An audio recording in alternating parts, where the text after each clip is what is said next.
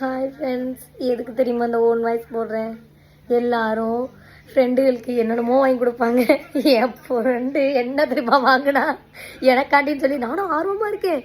உனக்காண்டி ஒன்று சர்ப்ரைஸ், நீ daily use பண்ணுவேன், உனக்கு டெய்லி தேவைப்படும் அப்படி சொல்லி பின்னாடி ஒளிச்சு வச்செல்லாம் கொண்டு வந்தா. ஆமா, டெய்லி ஒண்ணு தேவைப்படல. எப்போதும் இங்க வந்தா அது என்னன்னு வேற என்கிட்ட கேட்டா எனக்கு தெரியல. இங்க வந்தா என்ன ஒண்ணு தேவைப்படும். ஆனா அது ரொம்ப கஷ்டப்படுவோம் அது கிடைக்காம. நாங்க என்னால வெளில போக முடியாது. அதனால என் பிள்ளைக்கு ஸ்நாக்ஸ்லாம் என்னென்னமோ வாங்கி கொண்டாந்து கொடுத்தா. இது உனக்காண்டி வாங்கிட்டு வந்தேன் அத்தை, உனக்காண்டி வேண்டேன், எனக்காண்டி என்னடி வாங்கிட்டு வந்தேன் அப்படின்னா உனக்காண்டி ஒன்று வாங்கிட்டு வந்திருக்கேன் சர்ப்ரைஸ்னு. ரொம்ப நானும் ஆர்வமா இருந்தேன், என்னமோ எனக்காண்டி வாங்கிட்டு வந்திருக்கா என் ஃப்ரெண்டு அப்படின்னு. லாஸ்ட்டாக எதாவது தூக்கி கொடுத்தா தெரியுமா? டெய்லியும் தேவைப்படுமா? எத்தனை தடவை வீட்டுக்கு வந்தாலும் அவ்வளோ ப்ரெஸ் வாங்கி கொடுப்பேன். குடும்பத்துக்கே வாங்கிட்டு வந்திருக்கா. ஆனா கேட்டா எனக்காண்டி வாங்கிட்டு வந்தேன்னு சொல்லிட்டா. கொண்டாந்து பத்திரமா வைக்கும். நெக்ஸ்ட் டைம் வாங்க முடியாது. எனக்காண்டி என்ன வாங்கி கொடுத்துருக்காரு பாத்தீங்க. ஆமா, இது ரொம்ப ஆர்வமா இருந்தேங்க. அது கிடைக்காம நீக்கு வச்சு வளர்க்கணும் இல்ல. அசிங்கப்படுத்துறியா?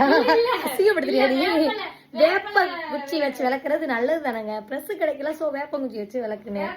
அதை நக்கலா பேசுறா, என்ன பண்றது?